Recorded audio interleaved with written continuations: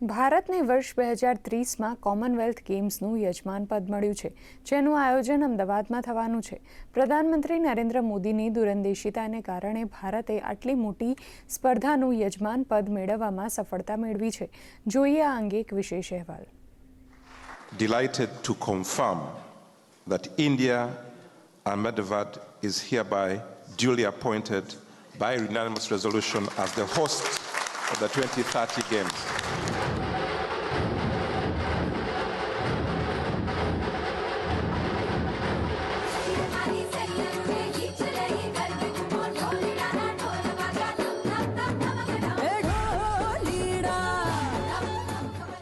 ભારતને યજમાન પદ મળ્યું તે અંગે પ્રધાનમંત્રી મોદીએ પણ ખુશી વ્યક્ત કરી હતી અને જણાવ્યું હતું કે ભારત આ ઐતિહાસિક ગેમ્સનું ઉત્સાહપૂર્વક આયોજન કરવા તૈયાર છે.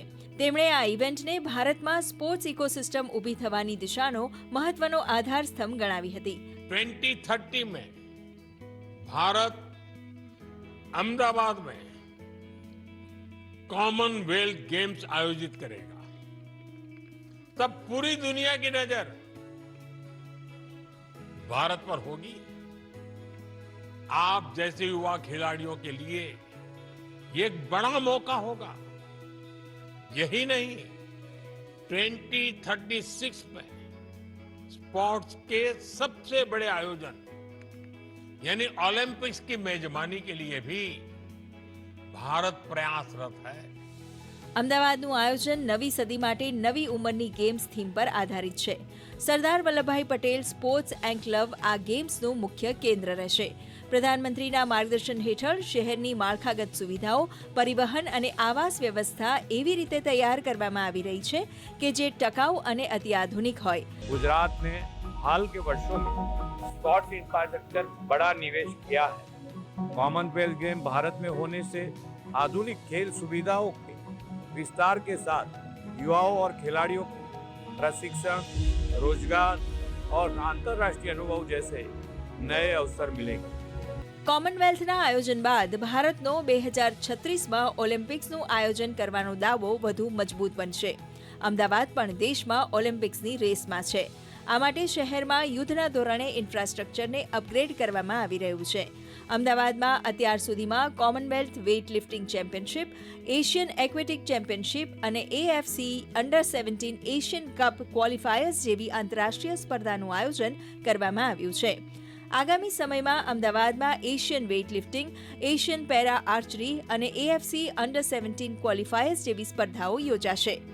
અત્યારે રાઈટ નાઉ એક સારી ઓપોર્ચ્યુનિટી આવી રહી છે કોમનવેલ્થ ગેમ જે મોદી સરકાર અહીંયા लाई છે. તો એના માટે લોકો તૈયારી કરવા માટે આવા સ્પોર્ટ કોમ્પ્લેક્સ ખોલેલા છે. તો ઘણી જગ્યા લોકો બધા બહુ જ ઉત્સાહિત છે અને બધાના છોકરાઓને લઈને આવે છે અને અહીંયા ખાસા લોકો ઇન્સ્પાયર થયા છે આ કોમનવેલ્થ ગેમથી. તો આ લોકો બહુ જ ફિટનેસ ફ્રીક બનવાનો ટ્રાય કરી રહ્યા છે અને જે એને બી જેટલું બને એટલું પેરેન્ટ્સ બી ટ્રાય કરી રહ્યા છે કે છોકરાઓને વધારે ફિટનેસમાં લાવે, સ્પોર્ટ પ્લે કરાવે, કોઈ બી ગેમમાં એ આગળ વધે.